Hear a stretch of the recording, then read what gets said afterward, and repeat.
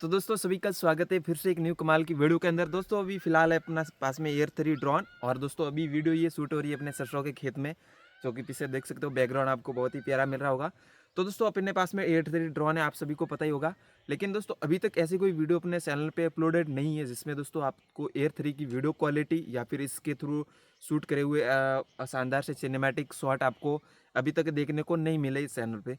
तो दोस्तों अभी सरसों का खेत है, शानदार सा हरा भरा है। और चारों तरफ दोस्तों अभी मौसम सर्दियों का है, तो मतलब ग्रीनरी की सीज़न भी है। दोस्तों अभी ड्रोन को फ्लाई करते हैं अपन, और इसमें दोस्तों आपको बताऊंगा मैं। आपको वीडियो में देखने को मिलेगा कि दोस्तों सिनेमैटिक बहुत ही शानदार तरीके से ग्रीनरी के शॉट वगैरह।